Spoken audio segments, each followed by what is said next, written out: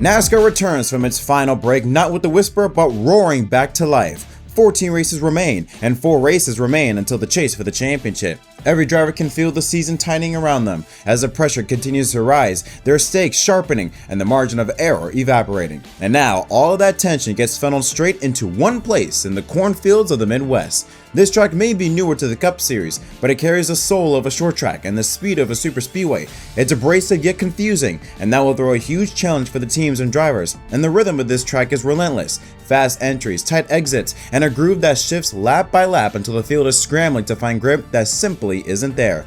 It's a place where the brave thrive, the desperate overreach, and the playoff picture can flip upside down in a single run. Now, with the chase looming just 4 races away, Iowa becomes the ignition point for the final 14-race push to settle everything. Drivers on the bubble will fight like their season depends on every corner, and championship contenders will try to seize momentum before the door slams shut. And the track itself, well, it's gritty, it's demanding, and it's unpredictable. We'll decide who rises and who breaks. Welcome to the 23rd race of the 2026 NASCAR Cup Series season as MDK RaceDay gets you ready for the 3rd running of the Iowa Corn 350 powered by ethanol from Iowa Speedway here in Newton, Iowa. And it is going to be hot in the cornfields of the Midwest. Temperature going to be in the high 80s, 89 degrees with high humidity. So it's going to be hot and steamy out there. About a slight chance of rain at 25%. We may have a shower here early in the morning. Wind south-southwest through the racetrack at 8 miles an hour with wind gusts up to 10 miles an hour. Welcome everyone back to episode of MDK RaceDay. My name is Jet. Hope you're having a wonderful day.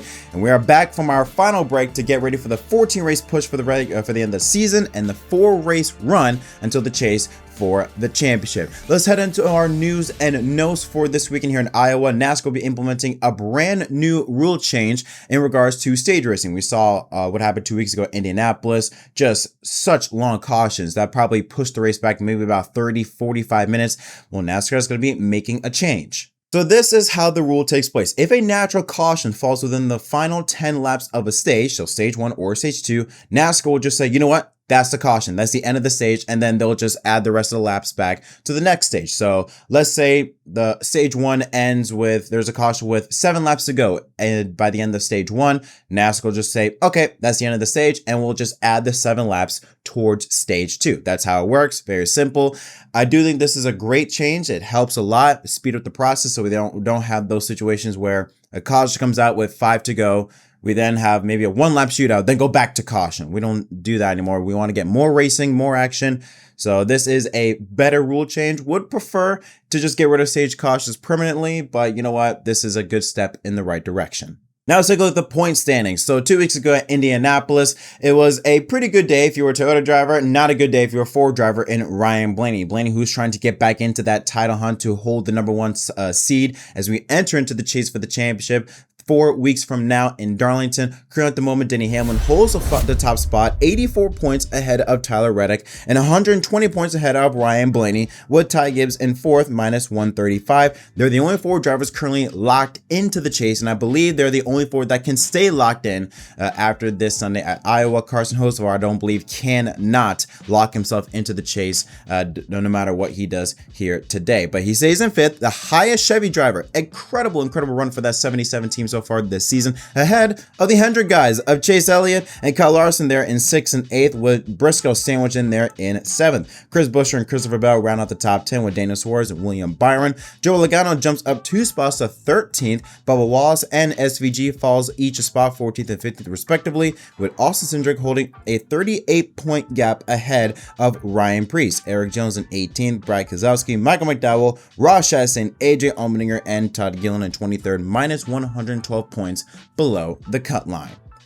Busch, the official beer of NASCAR and proud sponsor of the Busch Light Pole Award, given to the fastest driver at each NASCAR Cup Series event. Busch Light congratulates Ryan Blaney for his 15th career Cup Series pole and his 401st career start. It's his 3rd pole of 2026 and his 1st pole at Iowa. He wins with a speed of 134.191 miles an hour. Since 2020, Busch Beer has invested more than $50 million in being a premier sponsor of the NASCAR Cup Series. So let's take a look at the starting lineup for the 2026 Iowa Corn 350. Alongside Ryan Ryan Blaney is a driver of the number 5 car, trying to get back with this long winless streak. Nearly 50 races since Kyle Larson has gone in victory lane. Starts in the 2nd position. Row 2 has Joey Logano in the 22 and Brad Keselowski in the 4th position, but he may have to start at the back of the field due to him crashing during qualifying. Row 3 is Tyler Reddick alongside fellow Ford Toyota driver Ty Gibbs. Row 4, excellent run for these drivers. Austin Dillon in the 3 car starts 7th, and how about this? Qualified in the 88 car in the 8th position on August 8th is rookie Connor Zildjian with his best oval start so far this season.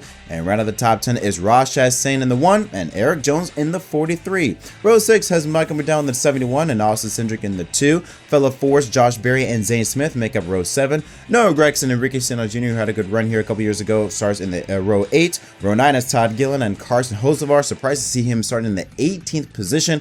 And right at the top 20, big names. Last year's winner William Byron and Chase Briscoe, who finished 2nd here last year, all starting in just inside the top 20 in row 10. Row 11 has John Nemechek, alongside him as Christopher Bell, SVG and Austin Hill make up row 12. AJ Allmendinger and Bubba Wallace make up row 13, with Chris Buescher and Riley Herbst row 14. And Denny Hamlin, 29th position he is starting in. To his outside is Alex Bowman in the 48 car, rounding out the top 30. And then the final 3 rows, Ty Dillon and Chase Elliott, who crashed during practice. Row 17, Daniel Suarez, 33rd position, and alongside Cody Ware, with Ryan Preece in 35th and Cole Custer in 36th. Now Todd Gillen and Ryan Preece both failed pre-race inspection twice, so as a result, they will both lose their pit selection and their respective car chiefs today here in Iowa. Now, it's time for us to make the call. I make a post on my discussion board asking y'all guys a simple question. What do you think is going to happen? Largely can be summed up into 2 responses. The first one, or the first batch I should say, comes from GG3U2S, who says, I think the Fords will be the dominant team this weekend with their pace at short tracks, but I do think Chevy will find their way to victory lane with Carson Hocevar. Then the others from Cito1101 and Jake Bynum88, who says, hopefully either Byron or Larson break their streak in Iowa, and Byron will break his winless streak and win at Iowa for the 2nd year in a row. So that's kind of all of the comments was one of those 2 things. Either Ford's going to dominate and or Chevy could find their way with likely William Byron. Let's start off with the Fords. Ryan Blaney. He is fast. Not only does he start on the pole, but was fastest in the 5, 10, 50, and 20 lap average. So his car is good not only in the short run, but in the long run. And Iowa, hopefully maybe with this new tire that can bring in more wear, more passing, more comers and goers. But it does look like, though, that more likely it's going to be a race all about track position. Based on what I saw during practice, the 5 lap average compared to the 30 lap average, really only the difference was just about a couple tenths. It wasn't that big of a difference. So it does look, and this was in similar weather conditions. So it looks like more than likely this is going to be a race all about track position. This is Ryan Blaney's race to lose. If we take a look at Blaney's last 2 Iowa races, it has been nothing but stellar. One here back in 2024, he has finished in the top 5 in both races and has led the most laps out of any driver at 230 with a 2.5 average finish. Win here back in 2024 and a top 5 finish last year. So this is definitely a race where we talked about how, as we head into these final few races of the season, beginning at around North Wilkesboro, the Penske cars, the Fords, who have been slacking the entire 2026 campaign, are going to turn up. And these types of tracks are going to play in favor of the Fords. Another driver is Joey Logano, who, like I said, he's starting into the top 5 in the 3rd position. Going to be extremely fast here today. North Wilkesboro, similar to Iowa, how they operate, and we know how incredible Logano was at that night when he took his first checker flag at 2026. So Penske are going to be the ones to be with the 12 and the 22, but I'm going to give the nod to the 12. That team has been building a lot of momentum with their win at Atlanta a few weeks ago. Now they're in the midst of trying to rebound from Indianapolis 2 weeks ago when they got crashed, to try and build some momentum to get back into the title hunt, to maybe try and take over Reddick and Hamlin to be the top seed as we enter the chase in 4 weeks' time. On the other side of the spectrum, you do have a William Byron, who also is entering Iowa with great history success. Take a look at his previous 2 races. He is, like I said, a former winner here. Won here last year. Also finished in the top 5 in both races. He has led 141 laps and a 1.5 average finish. Best of all drivers, a 1st and a 2nd. That's literally about as good as you could do besides winning both races. 1st and 2nd. Absolutely incredible. The problem is though with William Byron, despite his great success in the last 2 Iowa races, this 2026 campaign, specifically the last 15 races, have been abysmal for the 24 team. Take a look at stats here. He has not gone a victory lane at all in the last 15 races, has not gone a victory lane this entire season. He's riding about a 23 race winless streak dating back to Martinsville last fall, but 0 wins, only 2 top 5s, 5 top 10s with an 18.2 average finish. Absolutely completely uncharacteristic for a Hendrick car. Only has led 102 laps. In the last 15 races, he's probably only led laps in maybe 2 or 3 actual events.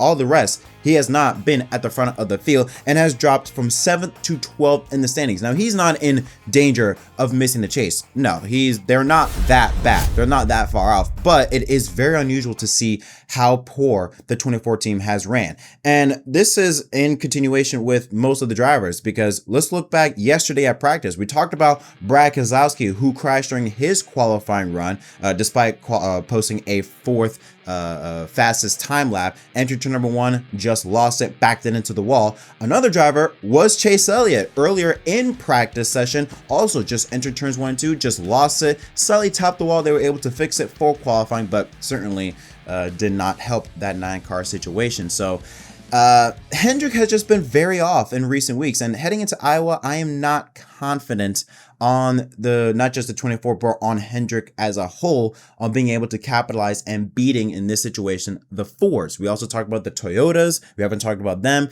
I did say in my TikTok video that I posted a couple days ago that they're not going to be the favorite. They're going to struggle. Last year's race at Iowa, only 2 Toyotas finished inside the top 14. Briscoe in 2nd and Bubba Wallace in 6th. Outside of that, then you look at maybe John Hunter Nemechek, who finished, I believe, in the 15th position, but there are the only 3 drivers that finished, or 2 drivers that finished inside the top 14. Extremely rare for Toyota. And with how great they have been all season long, this is going to be their kryptonite. It's like Red Bull at Singapore. They could be great everywhere else, but Singapore. This is Toyota's kryptonite, in my opinion. I think that's going to continue on here today. I think, again, the team that you're going to want to look at is the Fords. Those are the ones you want to look at. But again, this track is very tricky. We have seen a lot of drivers be a bit squirrely, be a bit agitated with how the cars have been handling, with how the tires have been handling here at Iowa. Extremely sketchy, this racetrack, because certain parts are repaved, some are still very worn out. This track will get a full repave after the race today, so that will help settle things for next year. But for this race here today, it is going to be extremely difficult. You're gonna have to walk on a tightrope, these drivers will, to not step over that line, maybe not get in the seams, get your car loose and spin out. Very interesting to see how this race is going to go. It's going to be very sketchy, but a race that's all about track position still, I believe. Let's take a look at our Fantasy League lineup. So Richard Morris 22 is still your points leader, but only 4 points ahead of HMS Fan for Life. 3rd is Speed Racer, -30. 4th is Sir Wood Rooster at -31. Denny Delivers at -92. Pretty tough and among the top 5. I'm sitting at 43rd position, but I do like my lineup. Kyle Larson, I know I said Hendrick struggling, but I do feel like that he's the best of the Hendrick cars. Was not too shabby in practice, so I got him in my lineup. I gotta have Joe Logano with how great he ran at North Wilkesboro. Ross Chastain, who finished 11th in both Iowa races, also not too bad in practice, show some good speed starting up front in the top 10. Like what I'm seeing from the 1 car. Christopher Bell, I know he's starting deep in the pack, but he was really fast in the long run. The 15-20 lap average, Bell was among one of the quickest, so I like him. Usually, when we come with Iowa, we get a lot of drivers that start up front, but you also sprinkle in some drivers that finish up front that start at the back. I think Bell will be one of those drivers. Ryan Blaney, I gotta have him in there. And I also got Josh Berry in my garage. I think he could be a sleeper. Usually 1 or 2 races, Berry just shines. And I think this could be one of those races.